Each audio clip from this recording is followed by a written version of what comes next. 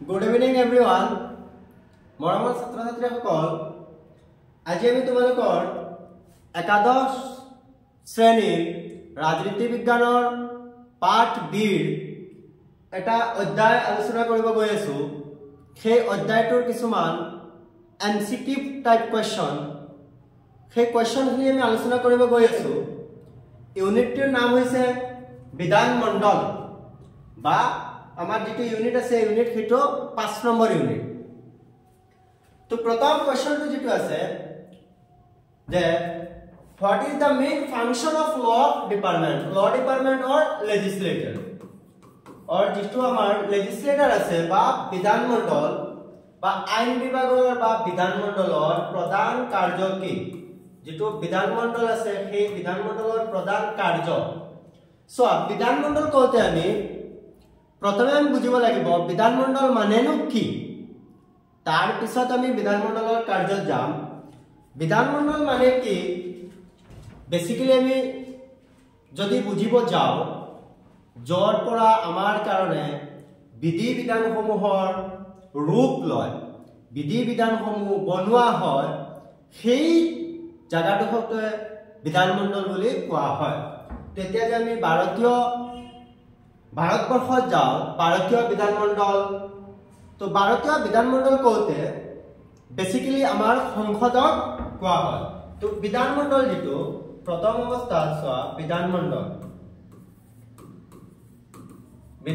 বা মনত ৰাখিবা বিধান মণ্ডলক আকৌ আইন সভা বুলি কোৱা হয়। তো আজি আমি প্ৰথমে বুজিলো আইন সভা বুলি কোৱা হয়। প্ৰথমে বুজিলো যে বিধান মণ্ডল বা আইন সভা মানে কি। মনত ৰাখিবা বিধান সভা আৰু বিধান মণ্ডল দুইটাৰ মাজত সম্পূৰ্ণ পাৰ্থক্য আছে, দুইটা টোটালি ডিফাৰেন্স। তো আমি বিধান মণ্ডলত যদি যাও প্ৰথম অৱস্থাত কৈছে যে যৰ পৰা আমাৰ বিধি বিধানসমূহ বনে সেই জায়গাটোতে সেই ঠাইখনকে বিধান মণ্ডল বুলি কোৱা হয়, বা যৰ পৰা বিধি বিধান বনি আহিব তাত সেইখনতেই বিধান মণ্ডল বুলি কোৱা হয় বা আইন সভা বুলি কোৱা হয়। আৰু আমাৰ ভাৰতবৰ্ষৰ যি বিধান মণ্ডল আছে বা আইন সভা আছে সেইটোৰ নাম হৈছে সংসদ। তাৰ মানে আমাৰ ভাৰতবৰ্ষৰ বিধি বিধান গোটেইখিনি বিধি বিধান আইন ৰূপায়ণ হয় এই সংসদৰ পৰা।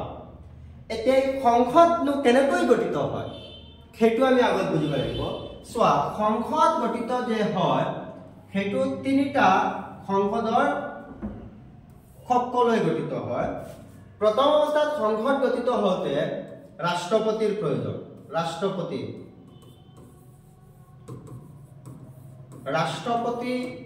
তাৰ পিছত সংসদৰ উচ্চ সদন বা আৰু নিম্ন সদন।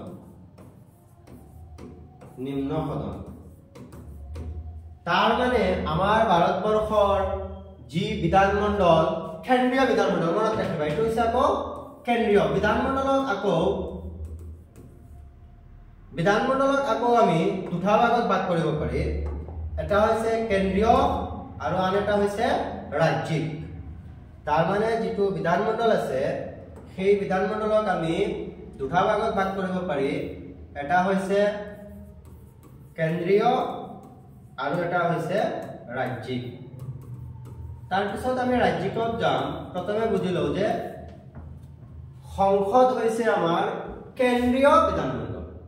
তাৰ মানে গোটেই দেশৰ কাৰণে যি বিধি বিধান বনে সেই বিধি বিধান সংসদৰ পৰা বনি আহে। আৰু সংসদ গঠিত হয় ৰাষ্ট্ৰপতি, উচ্চ সদন, নিম্ন সদন। এতিয়া উচ্চ সদন কোৱাৰ লগে লগে উচ্চ সদনৰ আন এক নাম হৈছে ৰাজ্যসভা। তাৰ পিছত নিম্ন সদনৰ নাম হৈছে লোকসভা। দ্যাটস মিন ৰাজ্যসভা, লোকসভা আৰু ৰাষ্ট্ৰপতি এই তিনিওকে লৈ সংসদৰ গঠিত হয়। আৰু সংসদ হৈছে আমাৰ ভাৰতবৰ্ষৰ কেন্দ্ৰীয় বিধান মণ্ডল বা আইন সভা।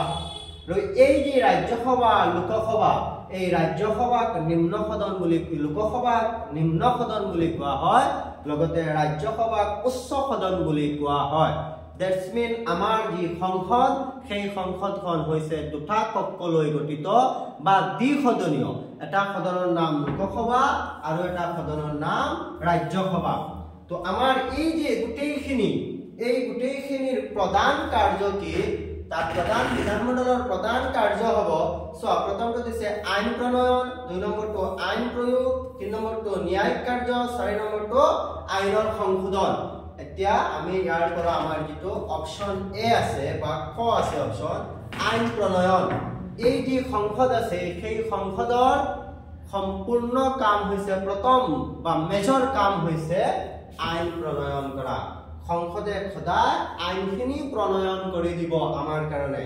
বা আমি যি দেশৰ জনগণ আছো সেই জনগণৰ কাৰণে আইন প্ৰণয়ন কৰাৰ প্ৰধান দায়িত্ব হৈছে সংসদৰ আৰু সংসদ আমাৰ এনেকৈ গঠিত হয় এতিয়া তোমালোকৰ কেতিয়াবা কোৱেশ্চন আহিব পাৰে যে সংসদৰ উচ্চ সদনৰ নাম কি সংসদৰ নিম্ন সদনৰ নাম কি বা সংসদ কি সংসদ হৈছে আমাৰ কেন্দ্ৰীয় বিধানমণ্ডল সংসদ হৈছে আমাৰ কেন্দ্ৰীয় বিধানমণ্ডল মনত ৰাখিবা সংসদ হৈছে আমাৰ কেন্দ্ৰীয় বিধানমণ্ডল বা আইনসভা বিধানমণ্ডল বা আইনসভা আৰু এই সংসদক দুটা কক্ষলৈ দুটা হাউস লৈ এটা হৈছে আপাৰ হাউস বা উচ্চ সদন আৰু এটা হৈছে লয়াৰ হাউস বা নিম্ন সদন আৰু এই লয়াৰ হাউস যেটো হেতুক লোকসভা বুলি কোৱা হয় আৰু আপাৰ হাউসক ৰাজ্যসভা বুলি কোৱা হয় আৰু এই গোটেইখিনিত কিছুমান সদস্য লৈ গঠিত হয় সেই সদস্যসকলকহে গোটেইখিনিয়ে মিলি আইন প্ৰণয়ন কৰে তাৰ পিছত আমি যদি যাও 2 নম্বৰ এতিয়া আমাৰ 1 নম্বৰৰ আনসাৰটো হ'ব আইন প্ৰণয়ন কৰা তাৰ মানে বিধানমণ্ডলৰ প্ৰধান কাৰ্য হৈছে আইন প্ৰণয়ন কৰা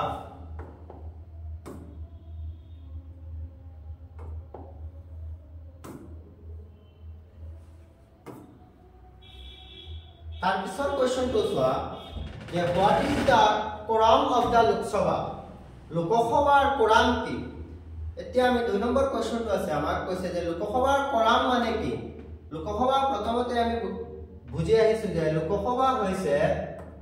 আমাৰ সংসদৰ নিম্ন সদন যি লোকসভা সেই লোকসভা হৈছে সংসদৰ নিম্ন সদন আৰু লোকসভাৰ কোৰাম এটা বুলি কৈছে অপচন কেইটা যদি আমি চাও সভাৰ সদস্যৰ সংখ্যা লোকসভাৰ অধিবেশন সভা অনুষ্ঠিত হোৱাৰ বাবে প্ৰয়োজনীয় সদস্যৰ সমৰ্থন তাৰ পিছত 10 নম্বৰটো কৈছে লোকসভাৰ সকলো সদস্যৰ উপস্থিতি কোৰাম মানে হৈছে এটা ৰাজনীতি বিজ্ঞানৰ এটা টাৰ্মছ যে কোৰাম যেটো আমি কও তাৰ মানে ধৰি লোৱা লোকসভাৰ সদস্যৰ সংখ্যা আছে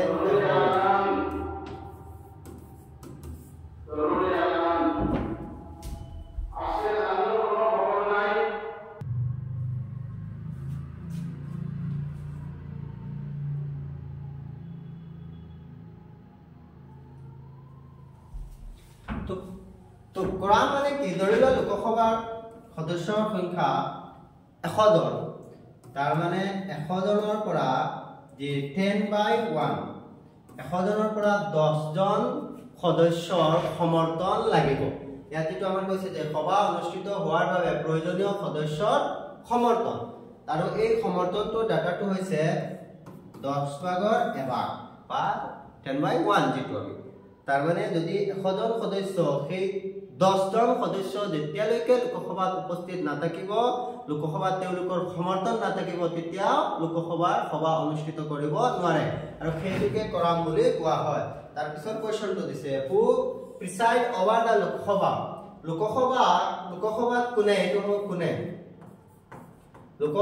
কোনে সভাপতিত্ব কৰে আমি গম পাই আহিছো যে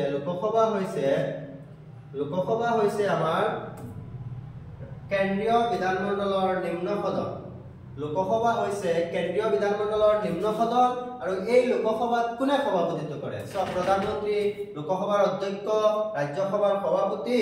তো আনসাৰটো হ'ব লোকসভাৰ অধ্যক্ষ যি লোকসভাৰ অধ্যক্ষ এজন থাকে সেই অধ্যক্ষই লোকসভাৰ সভা সভাপতিত্ব কৰে তাৰ মানে যেতিয়া লোকসভাৰ অধিবেশন বহিব সেই অধিবেশনত কোনে সভাপতিত্ব কৰিব সেই অধিবেশনত সদায় লোকসভাৰ অধ্যক্ষ যিজন থাকিব সেই অধ্যক্ষহে সভাপতিত্ব কৰিব তাৰ পিছৰ কোৱেশ্চনটো who holds the position of chairman in the Rajya Sabha ঠিক যেনেকৈ আমি পাই আহিছিলো এখন হৈছে ৰাজ্যসভা আৰু এখন হৈছে লোকসভা লোকসভা হৈছে নিম্ন সদন আৰু ৰাজ্যসভা হৈছে উচ্চ সদন সোয়া এই ৰাজ্যসভা আৰু লোকসভাত সভাপতিত্ব কৰে লোকসভাত যি সভাপতিত্ব কৰিব অধ্যক্ষ যি অধ্যক্ষ থাকিব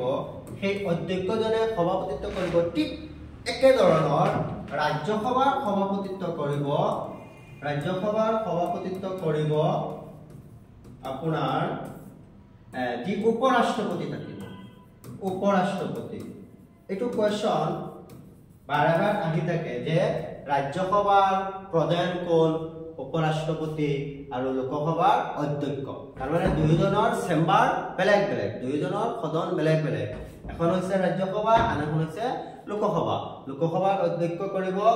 লোকসভাৰ সভাপতিত্ব কৰিব অধ্যক্ষ আৰু ৰাজ্যসভাৰ সভাপতিত্ব কৰিব উপৰাষ্ট্ৰপতিয়ে তেতিয়াহলে আমাৰ আনসাৰটো হ'ব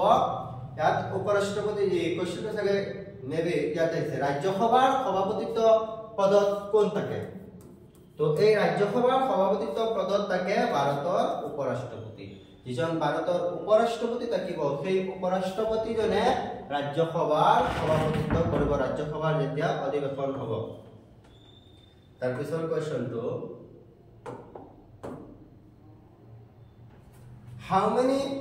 how many members can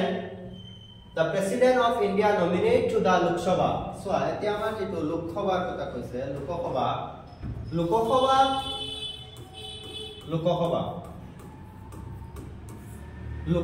আৰু ৰাজ্যসভা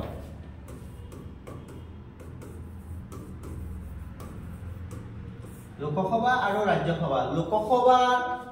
ম্যাক্সিমাম 550 তাৰ মানে এটো উদ্ধতম ইয়াতকৈ আৰু অধিকতম ম্যাক্সিমাম ইয়াতকৈ আৰু বেছি সদস্য হ'ব নোৱাৰিব আৰু বৰ্তমান আছে 543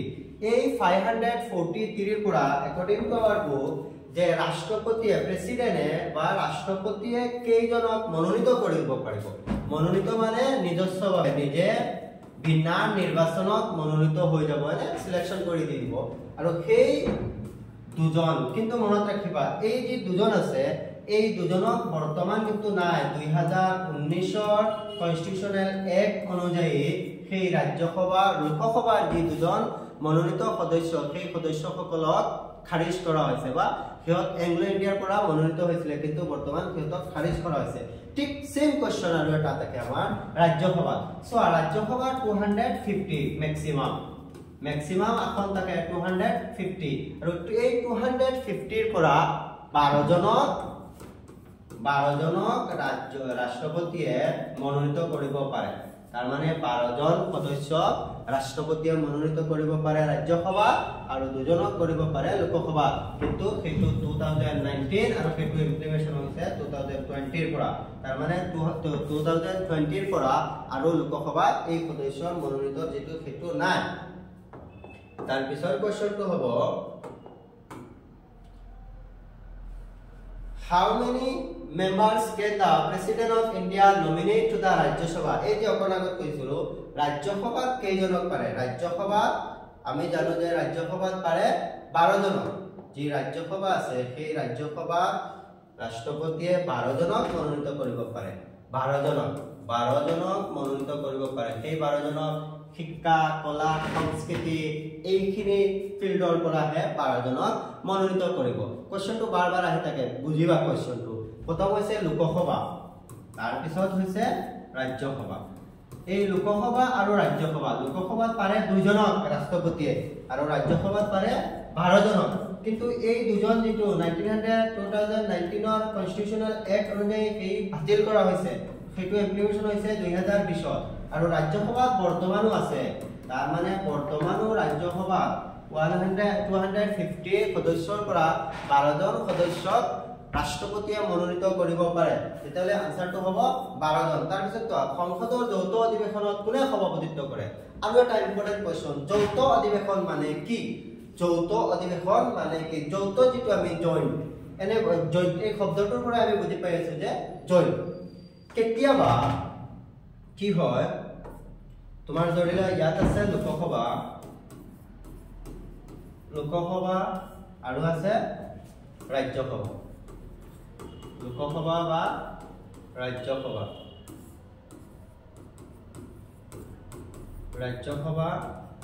লোকসভা একেবাৰে বেসিকৰ পৰা বুজি যাবা যিকোনো কনসেপ্ট যদি আমি বেসিকৰ পৰা বুজি লও তেতিয়াহলে আমাৰ আগত গৈ আৰু ডিফিকাল্টি নহয় ৰাজ্যসভা আৰু লোকসভা দুয়োখন সম্পূৰ্ণ বেলেগ বেলেগ সদন কিন্তু দুয়োখন সংসদৰে সদন এতিয়া যিকোনো এটা আইন প্ৰণয়ন হওঁতে লোকসভাটো হেতু বিল পাস হ'ব লাগিব ঠিক ৰাজ্যসভাটো হেতু বিল পাস হ'ব লাগিব কিন্তু কেতিয়াবা কি হয় যিকোনো কাৰণত কিবা কাৰণত যদি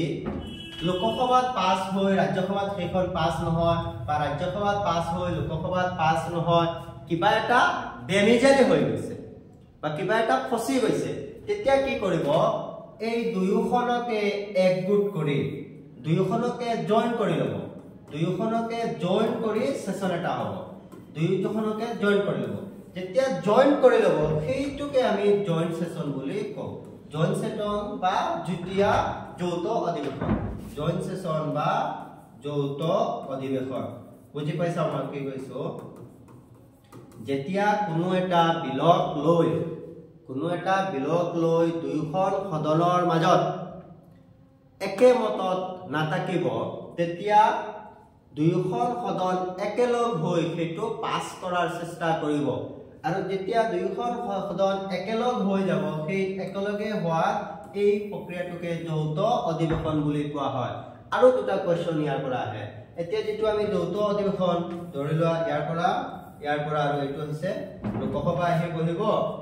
লোকসভা তাৰ পিছত ৰাজ্যসভা লোকসভা আৰু ৰাজ্যসভা দুয়োখন গৈ একেলগে বহিব হেতুকে হ'ব জয়েন্ট সেশন বা যৌথ অধিৱেশন সেই জয়েন্ট সেশনৰ আহ্বান কোনে কৰিব যে জয়েন্ট সেশন কৰিব লাগে সেই জয়েন্ট সেশনৰ আহ্বান কৰিব ৰাষ্ট্ৰপতিয়ে মনত ৰাখিবা আহ্বান কৰিব ৰাষ্ট্ৰপতিয়ে এতিয়া আৰু এটা কথা আছে ইয়াত আমি আগতে পাই আহিছো লোকসভাৰ এজন অফিচাৰ আছে মিটিং পতা আৰু ৰাজ্যসভাৰো এজন আছে অফিচাৰ আছে আৰু দুয়োখনৰে অফিচাৰ আছে লোকসভাৰ অফিচাৰক কোৱা হয় অধ্যক্ষ লোকসভাৰ অফিচাৰক অধ্যক্ষ আৰু ইয়াক উপৰাষ্ট্ৰপতি এতিয়া এই যেটো যৌথ অধিৱেশন হ'ব এই যৌথ অধিৱেশনত কোনে সভাপতিত্ব কৰিব এটা ডাঙৰ কোৱেশ্চন আহি যায় এতিয়া যদি আমি নৰমালি চাও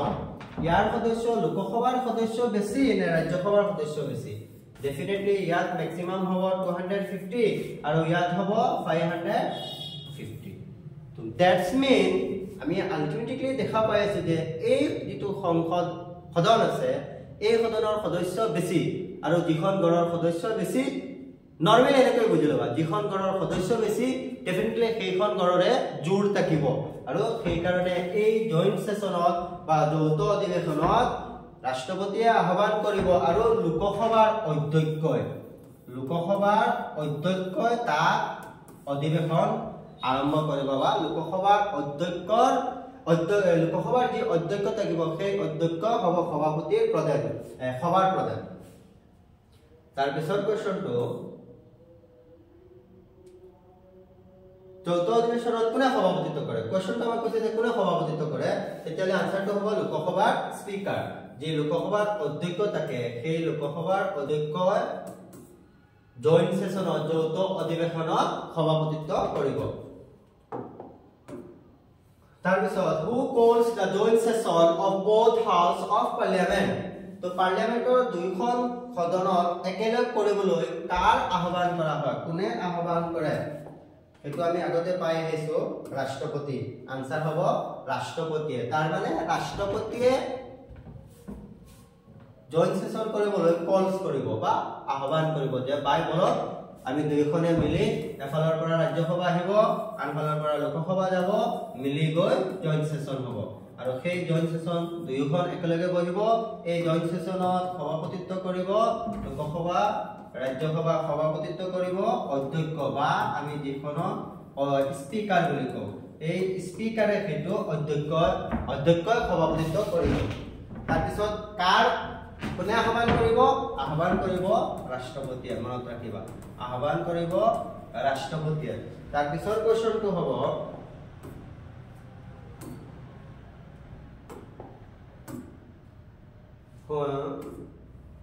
who call dissolve the Lok Sabha কোনে ভংগ কৰিব পাৰে লোকসভা হৈছে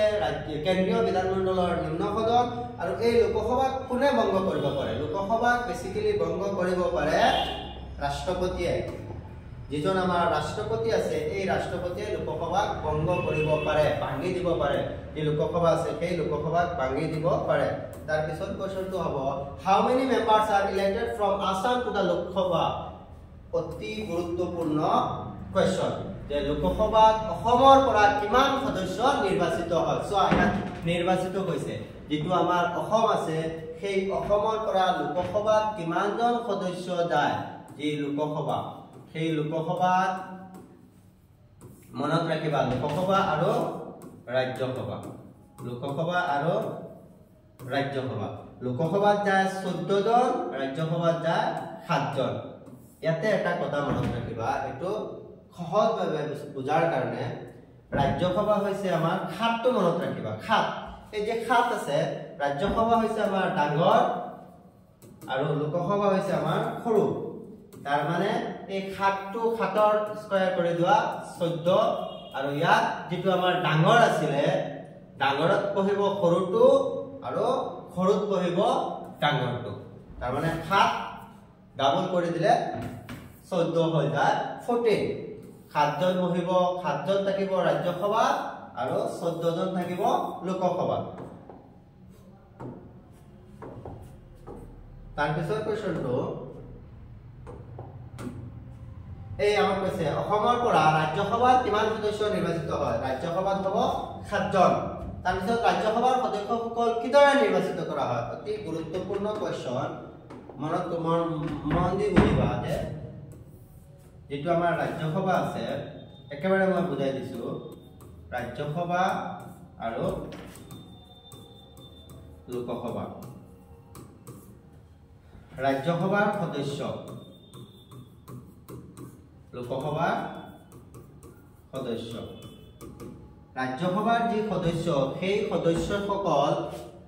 নিৰ্বাচিত হ'ব কেনেকৈ নিৰ্বাচিত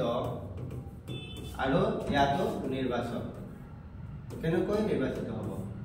লোকসভাৰ যি সদস্য থাকিব সেই সকল ডাইৰেক্টলি প্ৰত্যক্ষভাৱে ভোটাৰসকলৰ দ্বাৰা যি আমাৰ জনগণ আছে ভোটাৰ এই ভোটাৰৰ দ্বাৰা নিৰ্বাচিত হ'ব আৰু ৰাজ্যসভাৰ যি সদস্যসকল আছে সেই সদস্যসকলক কিন্তু আমি ভোটাৰে ভোট দি নিৰ্বাচিত নকৰো আমি দি এমএলএ বা ৰাজ্যিক বিধানমণ্ডলৰ সদস্য যিসকল আছে ৰাজ্যিক বিধানমণ্ডলৰ সদস্য যিসকল সেই সদস্যসকলৰ দ্বাৰাহে নিৰ্বাচিত কৰিব পাৰি এই আনসাৰটো হ'ব ৰাজ্যিক বিধানমণ্ডলৰ সদস্যসকল মন কৰিবা ৰাজ্যসভাৰ যিসকল সদস্য থাকে সেই সদস্যক আমি নিৰ্বাচিত কৰিব নোৱাৰি ৰাজ্যিক বিধানমণ্ডলৰ যি সদস্য থাকিব সেই সদস্যসকলেহে নিৰ্বাচিত কৰিব তাৰ পিছৰ কোৱেশ্চনটো ভাৰতীয় সংসদ কিমানটো কক্ষত বিভক্ত এই যে অকণ আগতে আমি কৈছো যে ভাৰতবৰ্ষৰ যি সংসদ আছে সেই সংসদ কেইটা কক্ষত বিভক্ত কক্ষ মানে আমি হাউস ক'ব পাৰো যে এটা হাউস হৈছে আপাৰ হাউস আৰু এটা হৈছে লোয়াৰ হাউস আলটিমেটলি দুটা কক্ষত বিভক্ত দুই কক্ষত এটাৰ নাম হৈছে লোকসভা আৰু এটা হৈছে ৰাজ্যসভা এই দুইটা কক্ষতে আমাৰ ভাৰতীয় কেন্দ্ৰীয় বিধানমণ্ডল বা সংসদ এই সংসদ যেটো হেতু হৈছে আমাৰ কেন্দ্ৰীয় বিধানমণ্ডল মনত ৰাখিবা কেন্দ্ৰীয় বিধানমণ্ডল আৰু কেন্দ্ৰীয় বিধানমণ্ডলৰ ভাগ আকৌ হৈছে দুটা এটা ৰাজ্যসভা আৰু এটা লোকসভা এই আছিল আমাৰ আজি সমু ভিডিও যেটো আৰু তোমালোকৰ এইচএস ফাৰ্স্ট ইয়াৰৰ মনত ৰাখিবা এইচএস ফাৰ্স্ট ইয়াৰৰ আমি গুটেইখিনি এমসিকিউ এইটো চেনেলতে আলোচনা কৰি যাম যদি এতিয়ালৈ কোনোৱে চেনেলটো সাবস্ক্ৰাইব কৰা নাই তেতিয়াহলে অনুগ্ৰহ কৰি চেনেলটো সাবস্ক্ৰাইব কৰি ৰাখিবা তোমালোকৰ ভৱিষ্যতে আৰু ভিডিও পোৱাৰ কাৰণে ধন্যবাদ ভিডিওটো চোৱাৰ কাৰণে জয় অসম